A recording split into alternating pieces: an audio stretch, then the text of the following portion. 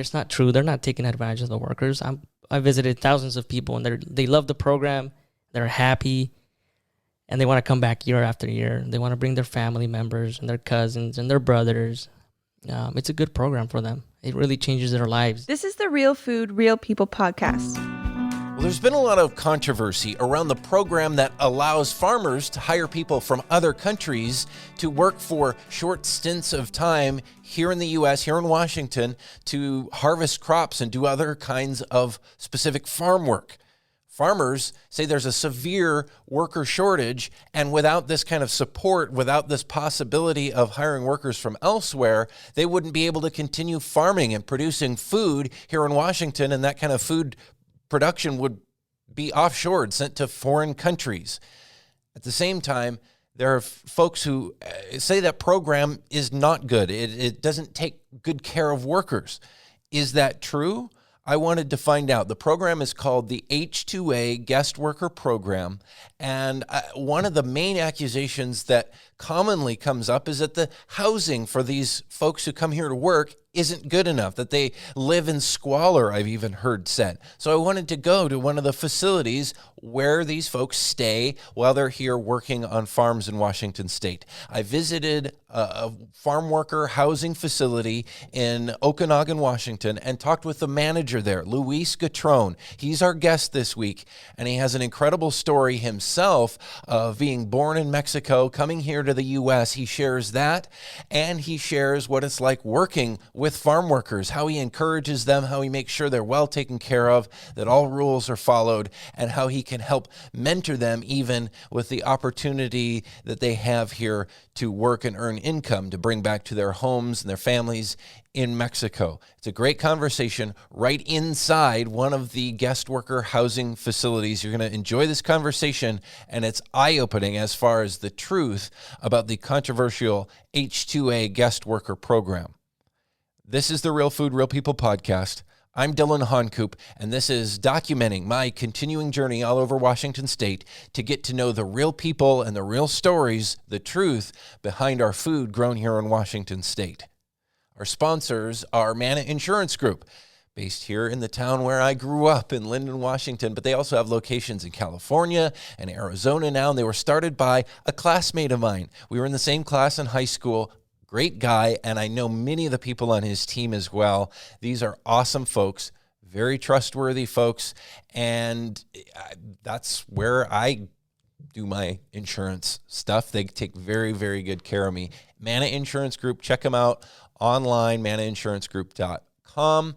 Also, Dairy Farmers of Washington supporting this podcast because it's very much in line with what they do, which is sharing the real stories of dairy products and the people producing them here in Washington State, the dairy farmers and the workers. They do so many things along those lines at wadairy.org. I encourage you to check out that website, see all of the different content and interesting stories they have to share and offer, and information about the exceptional dairy products that we produce here in Washington State like nowhere else. Again, wadairy.org is the website, and we thank the Dairy Farmers of Washington for supporting the Real Food, Real People podcast. So we are in the housing where folks who are here in Washington working as guest workers actually live. That's right. And sleep. Talk about what this facility is. So this is a 160-man facility. So there's 10 units, and there's a capacity of 16 people per house. And we have temporary workers that come from Mexico. I would say 90% of them are from Mexico. Mm-hmm. Some other countries, though, too? So far, all of them Mexico. Yeah. In this place. So obviously, there's probably sheets and stuff on the beds, and this is their home base. While what kind of work are they doing? Yeah, that's correct. The workers will get their beds, their pillows, and sleeping bag or something. Yeah. By the farmer.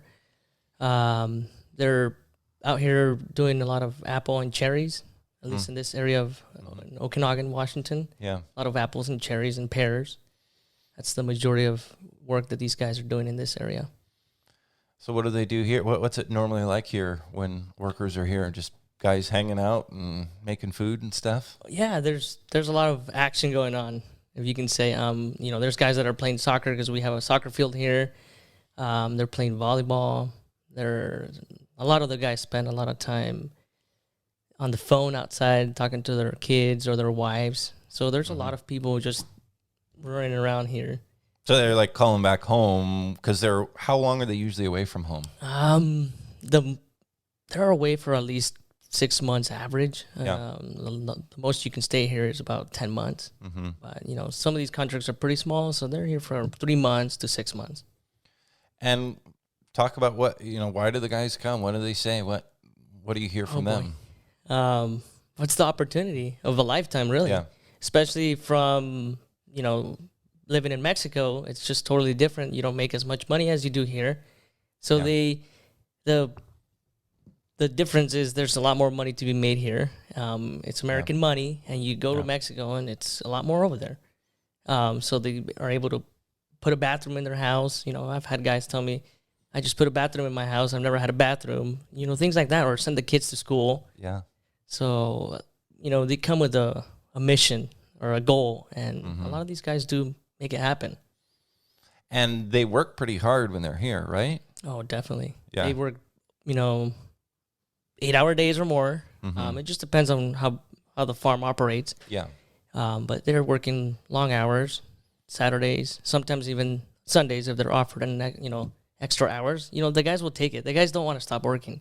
Yeah. They love to work and make that money because they know it's just a small window where they got to take advantage of this opportunity because you just never know what happens the next year. And so this is the H-2A guest worker program. That's right, the H-2A guest worker program. And you're saying these guys view it as a great opportunity for them. Definitely. They like it. Definitely.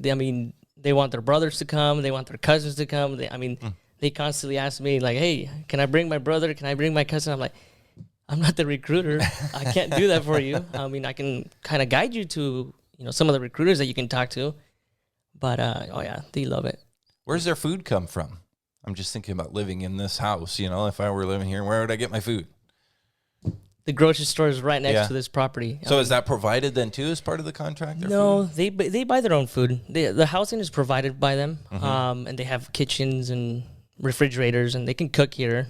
They can barbecue outside. Sometimes they don't have a barbecue. I have an extra one. I'll let you have it. Yeah. And they usually share it throughout here in the campus. But the store's right next door. They can buy their groceries there, and there's a man gate that goes from the store to here. And the guy, the owner of the store, loves it. Yeah, for sure. So guys get here what time of year, and what happens from there? Around May, as early as May. They're out here starting work. The farm's always working. Yeah. So they can be pruning, they can be doing some just general labor and getting ready for the season. Yeah. It just really depends on what the farmer brings them up here for. And how late? Apple harvest goes until what, October or something, right? There's some farmers out here that are still workers here. I have about 45 guys here. So they're still here till about, I would say, November 15th. Oh, really? They're still picking. Yeah. Wow. Still work to be done before the snow really hits. Yeah, for sure. That's kind of what shuts it down. Oh, yeah. Well, the cold weather, and nobody wants to be working. The ladders and all that stuff is just safety. Yeah.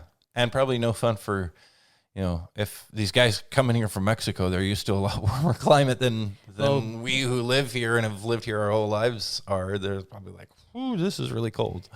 The October was already super cold for these guys. I'm like, you guys are, it's nothing. Wait till it hits 32 at least. And they haven't experienced those temperatures. So, the weather is definitely different. And they feel it. They feel it when it's cold. And they're like, that's enough for me. Yeah. I'm going to go home. Even though they're probably, on the flip side, a lot more used to hot weather than we are here. Yeah, they're used to hot weather, but sometimes some of the guys are coming from other areas where it's cooler. So this hot weather here in Okanogan, it can get hot, and so they're not used to it too. So it just depends on where these guys are coming from in Mexico. Yeah, for sure. So how did you get involved with this? And you're the housing manager here, and Talk about what you do. I work for Wafla. I'm the director of field services and housing. Mm-hmm. I originally started managing housing just alone, and then got to know more about Wafla and what they do, and started going to the fields and talking to the workers. I did have some field work experience. I worked for a farmer in the past. I was in the construction carpenters union, and then that kind of got me into managing the housing part of it, and got the job, and then it just progressed from there. The H2A program, learning all about it and the ins and outs and all the regulations. I became the expert in housing, so that's where I'm at right now after 6 years. How do you learn all of that stuff? Like, it's not like you can go to school for this. You got to do a lot of reading, and things change every year. So you got to stay on top of the regulations with L&I, Department of Health, and all these government agencies that change the regulations constantly. Mm-hmm. So there's a lot of reading, a lot of brain work. Yeah, for sure. And generally what are the rules? And even before COVID, there were lots of rules, right? Like, what are the general H2A? Like, you were already talking providing housing. You got to make sure the housing is probably up to certain standards, lots of stuff like that. Yeah, that's correct. So when it comes to the H2A program, you have to have certified housing, either by Department of Health, at least for Washington State. Oregon is different, OSHA. And so they inspect your housing prior to the workers arriving to your housing, so that has to be approved. Yeah. Once that's approved, you're going to be able to bring your workers and go through a process. Of course, with the H2A program, there's a process, paperwork and all that stuff, lots of paperwork. Yeah. And then once they're here, the guys, we go over the rules of the housing and what's expected of them, how to take care of their house, how to clean their house. I mean, they're guys, 100% of these, most of the times, they're guys, and they're used to the wives doing all that stuff at home. Yeah. So they've never touched the broom. They've never touched the mop. So we really sit here and, unit by unit, especially if they're new, going over how it's going to be here. And you got to pick up after yourselves. And when you go home, you're going to help your wife now. And they start laughing because we kind of make it a little bit as a joke, You're going to go home and help your wife now, and now it's a lot of work. So we educate them on things to use to clean the house, and we provide all that stuff for them because we want them to live in a sanitary place as well, and it's going to get inspected again during the season, so we just stay up to par with that stuff. So you have this background in construction and actually working for other, what kind of farming work did you do prior to this? I worked for it's the milt. Mm-hmm. So I was pruning in the wintertime when I got out of high school, and I was like, I'm gonna go get a job. And my cousin's like, I'll give you a job. Little did I know what I was gonna get myself into. Yeah, it's hard work. It was hard work, but I learned some very good work ethics there from that experience. And I enjoyed that stuff. I enjoyed being out there on the field and the farm with the guys and talking to them. And then we slowly kind of got in I can paint. I can do this kind of stuff. My dad's been doing maintenance kind of his whole life. So we learned a lot of things, how to change a light bulb and how to paint, how to do all kinds of things with housing. And that's kind of where I went from there. I was like, I'm going to go join the union, in the carpenters union, installing cabinets for hospitals and schools. And that's what, and left that after 2 years. Yeah. Went to Wafla. And now you deal with people. But you still have to do the maintenance stuff around here because you're kind of the one-man show. I am. One-man show here. I run a housing facility, 160-unit facility, and I do a lot of orientations with workers. I talk to workers and educate them by the hundreds. Yeah. Talking about how they can take advantage of this opportunity they have because there's a lot of people out there that, have a different agenda, and we're here to help them see the big picture and take advantage of it, make a plan. What's your goal? Because 6 months can go by so fast. And what happened in those 6 months? What did you do?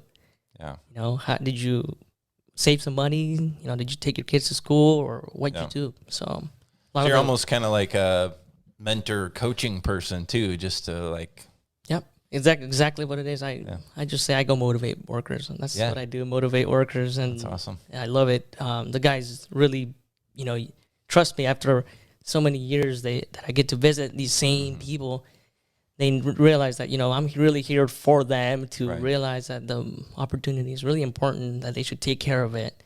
Not just be drinking beer all day. Yeah, for sure.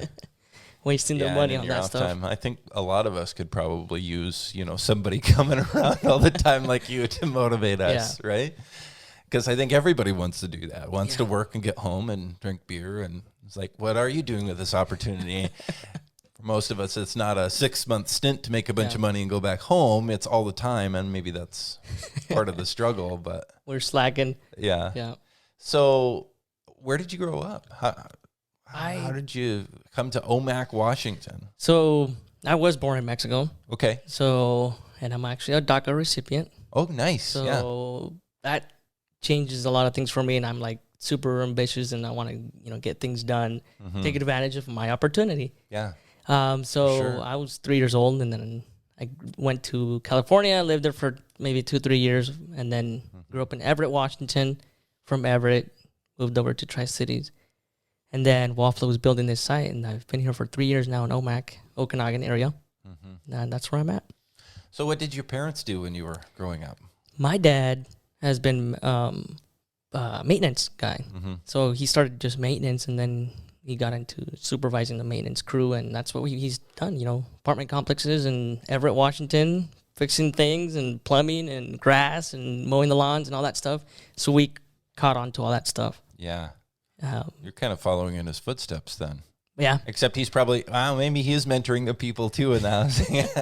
Yeah, pretty much. Yeah. I think even my mother brothers as well, we kind of followed his footsteps. Yeah. I got a twin brother. He's an electrician. Okay. He's a master electrician now. So doing big things with the opportunity that we have. Yeah, for sure. Yeah. What was that like being a DACA recipient, and when did that all get figured out? Right at 2012. So I graduated in 2010. After 2012, that program came in under Obama. So we took advantage of it as soon as it was available to us, and here we are, 2021, still on it. Yeah. Still taking advantage of the opportunity and trying to just do the best we can. So what did it feel like to go from? Because there's probably, I know if you're in that situation, there's always worry, right? Yeah, you never stop worrying. You really don't. It's tough. Yeah. It's tough. But when we got that opportunity, it just changed our lives. It really did. Yeah, for the better. And we can rest for 2 years. And, every 2 years we're thinking about when are we going to renew our status? Yeah. That's what it is. Yeah. Every 2 years you got to think about it. It's in the back of your head. And then what becomes of that? Like, that's indefinitely? You just keep renewing it unless they change the program or something? Yeah. Like, you can't take it another step beyond that towards, like, citizenship or anything? Yeah, not at this point. Yeah. It's not there unless some law changes. It's not. Yeah. You can't. Would you do that if there was? In a heartbeat. Yeah. I mean, I've been here my whole life. Why not? Yeah. I don't know anything else better. For sure. So I would take advantage of it the moment it happens. Yeah. Just when DACA came out, we're on it. Yeah, exactly. Don't mess around. We don't mess around. Pretty serious. Yeah, that's awesome. So what was it like here during COVID? Because, there's already a lot of logistical challenges with bringing a lot of seasonal workers in, housing them, making sure they're taken care of, and then COVID. It was had to have been crazy. It was pretty scary, when we started, when COVID hit, people were just panicking everywhere.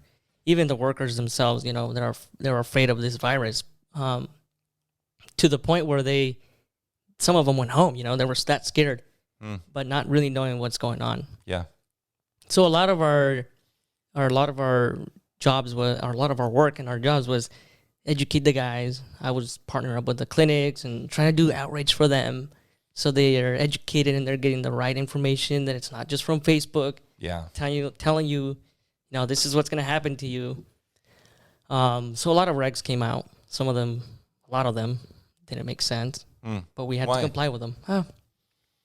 They're just not doable, especially in a housing setting where you got, a 16-man facility and the law says you can only have 15. So where did you get that number from? Yeah. I lost a bed for each unit. Yeah. Doesn't make sense. So yeah, is it any safer if there's 15 or 16 people? No. No, exactly. Yeah. Changing your air filters and keeping a log of that. We went to special filters that are like hospital grade filters and spending that money constantly. Yeah. Recording who changed it because they're gonna check. Yeah. Plexi barriers in the bathrooms and those. I don't even know why they're there. Yeah. The guys are gonna run into each people other. are living together regardless, just like anybody living in a family or group of people. Yeah, and they're sharing the kitchen, and they're gonna go to sleep in the room, and they're gonna be there together. They're already a family, but we have to put all these things in there, and it came to the point where we're doing cooking schedules, and that just doesn't make sense. How can you tell somebody when they're gonna cook, and what time they're gonna cook? They're already tired from work, and then they gotta go home and deal with all these other regulations. And who's gonna babysit? 150 guys out here telling them what to do constantly. We get to go home and take off our shoes and sit on the couch. They're grown men who would work hard. They don't want to be treated like a bunch of children. Yeah. Right? Exactly. I don't know, what did the workers say as this was all happening? Like you said, at first people were scared, but I would imagine there was probably some frustration too. Why do I have to book a time to cook my food? There was a lot of stress. There was a lot of stress when the COVID hit and the regulations started coming out. And, we always tell the people that are putting these regulations, have you guys thought about the workers? Have you seen how they are dealing with this stuff? I mean... But isn't it about protecting them? Isn't that the point of the rules? Well, that's what they say, but they're stressing them out a lot. I mean, it's bad. It was... A lot of guys were, having some issues with stress. Because of... What? Because of the regulations and how much pressure we were telling them what to do constantly. Every turn they step out the house and you better have your mask on. One person at a time in the laundry facility, just in, some examples. Yeah. To the point where now you're going to have cooking schedules, and it's at what point do these guys get to relax? Yeah. After working 8 hours or 9-hour days. Mm-hmm. In the 100 temperature degree, so let them relax. And they didn't get any of that. They didn't have a break. Yeah. This pandemic was pretty stressful for them, for sure. And then you mentioned earlier, different agendas and stuff. I know that has been a factor too, particularly with housing and farm workers and things like that. There have been lots of different voices out there making different claims, and some people saying that there are big problems. And what's going on with that? Yeah, there's other groups of individuals that have a different agenda. They're out to chase the employer. They don't have the focus on the worker. I believe they come out here after the pandemic started. They'll show up at your housing 4 or 5 months later with a little bag, and it's got a mask in it and a little piece of paper that tells you just to report to me if you have problems with the housing. And they question them, who cleans your housing? I mean, just walk in this house and you can see this is a nice facility. It's getting taken care of. We're following the rules. So where were they at when the pandemic really hit and people were scared? Workers didn't know what. So who are these people? They're from different groups, advocacy groups, things advocacy like that? groups, yeah. Not sure if I should name them. Yeah, that's okay. We don't need to name names. But then people with an agenda trying to do something. Yes. Their goal is something else. It's not for the worker. It's more like, how much can I find this employer if his house is not clean? I mean, again, we go back to when the first workers arrived. A lot of these guys don't know how to clean their house, and so we're teaching them how to clean. But they're there just to find the small things and blow them out of proportion. And instead, they should have been out there the first day when we were running out there, providing thousands and thousands of masks, supplies, sanitizers, educational posters, partnered up with the clinics to provide that outreach professionally, right? I'm not a doctor, but I wanted to bring somebody that was a nurse or somebody that can educate them, so that it's not just me telling them that this is real. Yeah. Hear it from these people first. So you're saying these advocates, these farm worker advocates, weren't anywhere to be found until months later? Yeah. And then they were trying to look for problems? Yeah, exactly. They probably showed up in my housing the first year, 2020. I think they showed up 4 or 5 months after the pandemic was already existed. People knew about it. What did they say? They show up to your housing. They bring these little bags of sanitizer, a little mask, and paper. Hey, tell me if you're. It just provides information like where do you want to go to complain about housing problems and stuff like that. Right. So it was not like they talked to them directly, because a lot of the times they're here when the workers are working. Yeah. So they show up to an empty housing. Yeah. We can definitely help them out, but they do what they want. Yeah. What did the workers think? What did the guys say? Well, the workers kind of laugh about it. Hey guys, by the way, these people showed up to your housing and there's stuff hanging on your doors. It's for you guys. I'm not throwing it away. It's for you guys. Do what you guys want with it. Yeah. The guys know better. They know who's helping them out. Yeah. And yeah, that's because some of these advocacy groups just say, I mean, pandemic or not, they say the H-2A guest worker program is a bad thing, that people who are in it are stuck. Right. They're basically indentured servitude, or worse words that they use, and say that it's a really bad situation where farmers can get cheap labor and kind of use and abuse people. right. How do the workers feel about all of that, and how do they feel about the people saying that? So not a lot of the workers know what's really going on. They don't really notice that stuff because they're working. We're the Too people busy. they're too busy. And, when they do get caught up with some of these groups, they I don't trust those people. I'm like, well, you just be careful what you tell people, So they don't have that much of a presence when they're here. They just show up when they want, and they're usually not there. So, but when we tell the workers, there's all these kinds of advocacy groups, just be careful what you tell them and always protect your opportunity. That's not true. They're not taking advantage of the workers. I visited thousands of people, and they love the program. They're happy, and they want to come back year after year. They want to bring their family members and their cousins and their brothers. It's a good program for them. It really changes their lives. Yeah, that's what I was going to ask you. There aren't problems. Is there an issue with this program? Is there something that needs to be changed?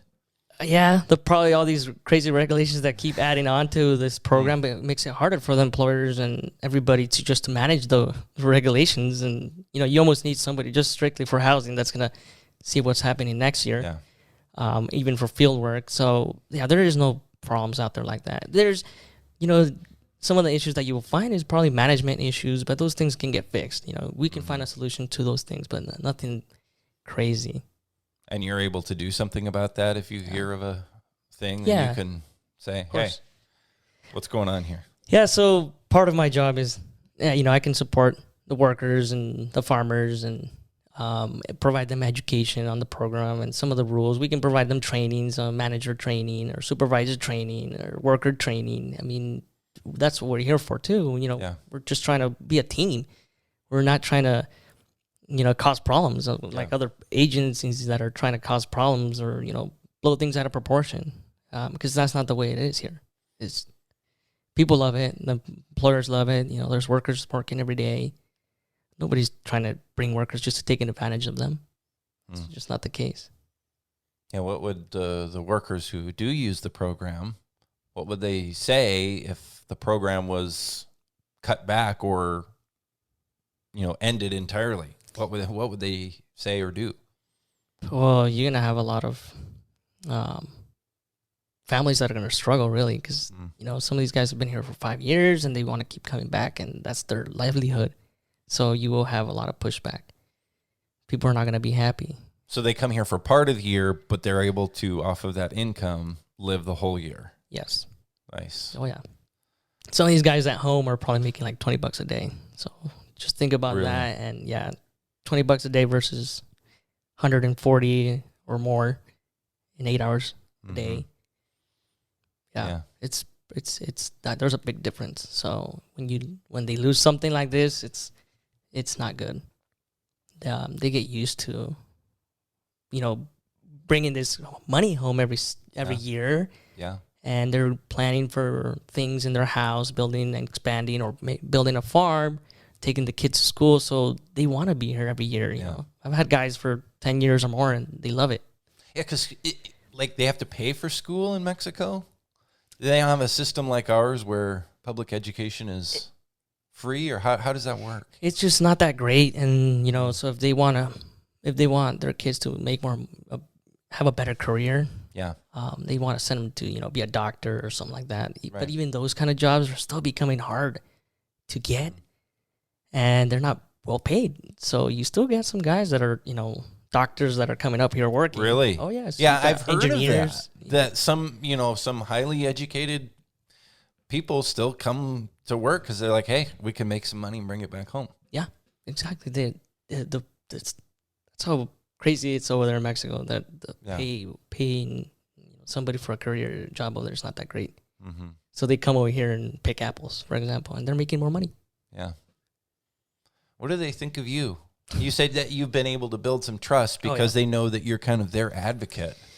But like, you're young, you live in America, and they're coming from Mexico. Like, they're like, hey, you really know what's up, because they're here to work hard. And, I know how that can be, trying to fit into that community, like people who do that kind of work. That's a good point. Kind of tough. One of the ways that I fit in with these guys, they're my guys, is I speak Spanish fluently. I was born in Mexico. Yeah. And if it becomes tough, these guys are hard to communicate with, I'm like, you know what, you guys, I am really like you guys. I'm a DACA recipient too.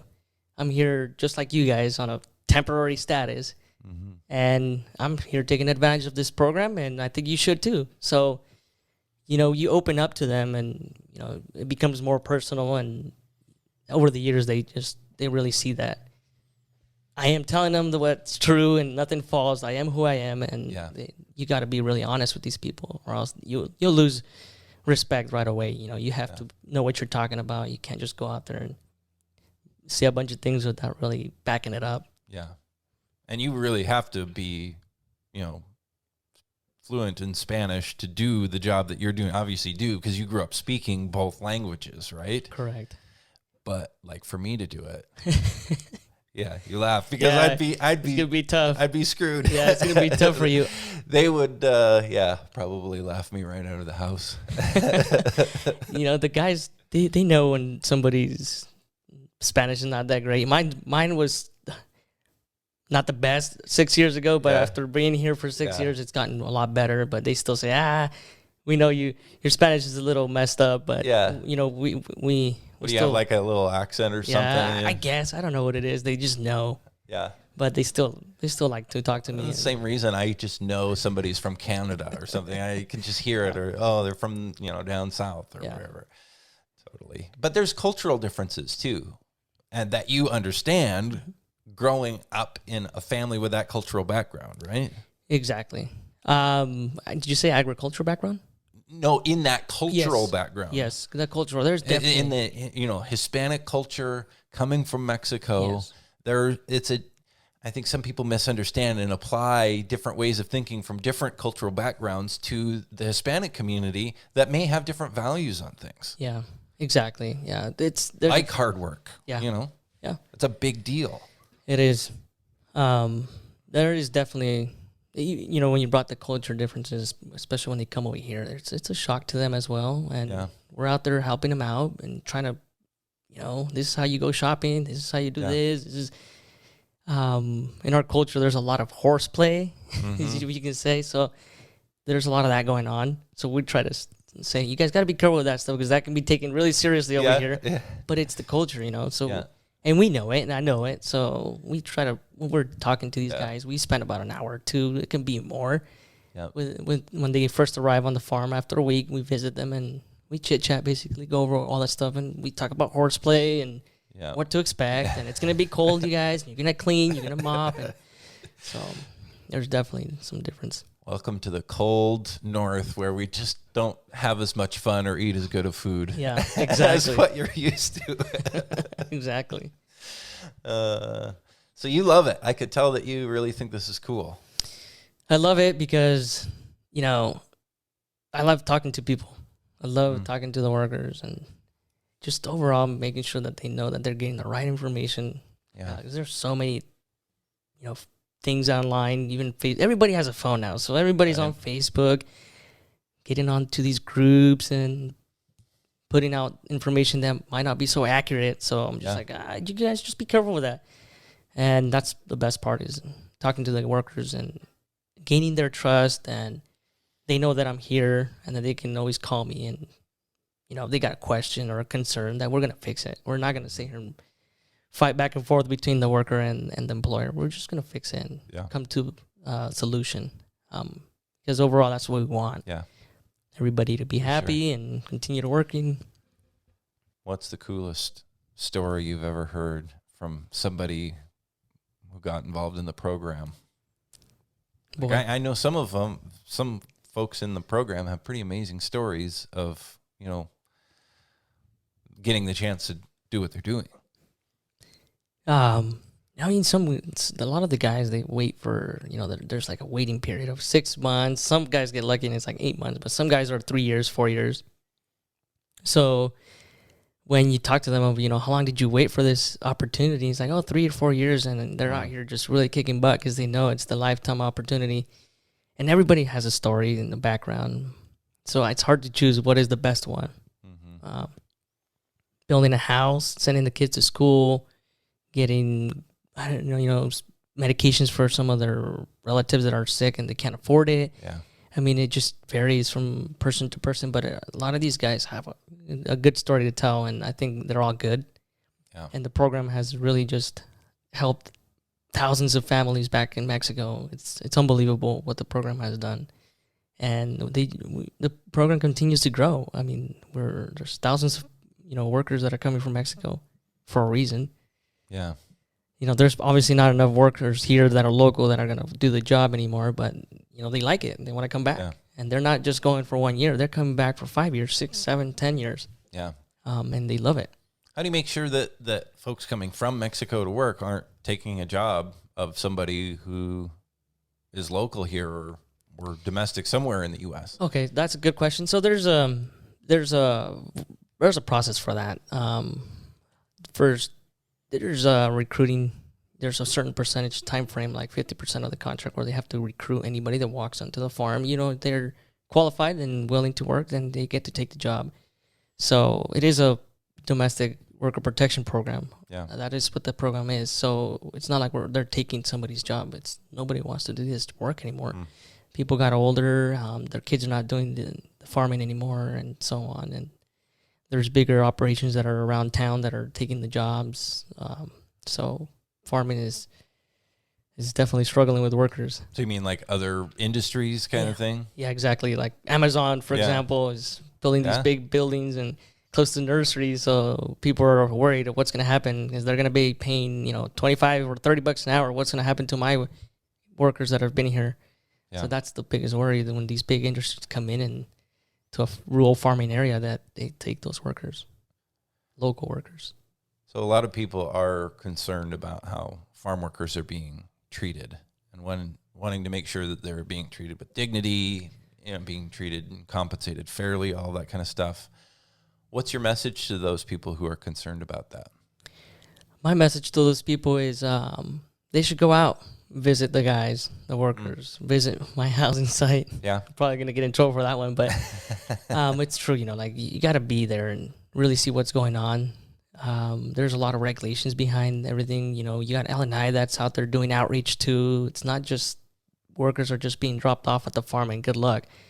That's not the case. You got LNI, you got ESD, Employment Security Department, that's got a team of people that are going to go out there and do outreach. And what we mean by outreach, just go over the general, what are your rights as workers and everything. So besides that, my main focus is that we're motivating them so they can continue working and doing something with this job opportunity they got year after year. That's the goal. We have other agencies that do this is your rights as workers. We focus more on let's take advantage of the opportunity and do good and respect each other at the housing, respect the farmers' equipment and things like that. Yeah. So they don't get into some trouble. So in your experience and perspective, workers are being taken care of? Oh, yes, definitely. Wow. Yeah, definitely. There's thousands of them that we can talk to, and They'll tell you themselves, That's why I tell people that they should go out there and see what really is going on in the farm, the housing sites, especially these housing sites that are, well regulated. They're pretty nice. They got air conditioning, heating, laundry facilities, rec room, soccer field. I mean, at least for my housing site here, we set an example, and it's beautiful. I live on site here with these guys, and I've done it for 6 years, and it's never been a problem. So you're right here too. It's not Right like here. you live across town or anything. You're there here I'm all the time. 24/7, Wow. and it's a community. Sometimes I got my goats running around, my chickens out here, and they love it. And so I do it for them too. Yeah.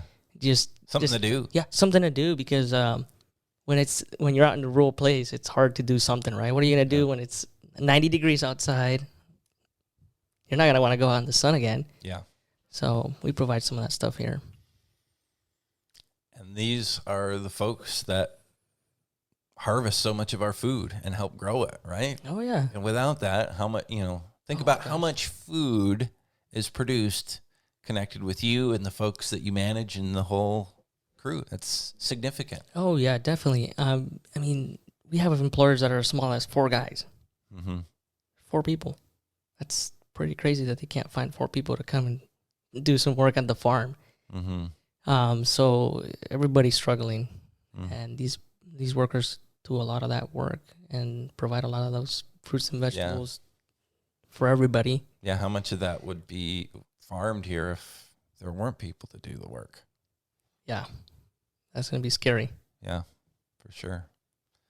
Well, thank you for what you do, and thank you for taking great care of people, and also because of that, then helping produce food. Even though you aren't a farmer, you really are part of the food system, right? Yeah, exactly. I mean, we're just another chain link to that, to the farming world and agriculture in general. We're just trying to make everybody survive in this crazy world we're in right now, with struggling with workers, and just making sure that everybody's on the same page and we're treating workers well. I mean, that's what we do, and there's people out there that can show you that. Yeah. Visit those farms and visit those housing sites. That's what I would say. Well, thanks for sharing your story with us here too. Thank you. This is the Real Food, Real People podcast. These are the stories of the people who grow your food.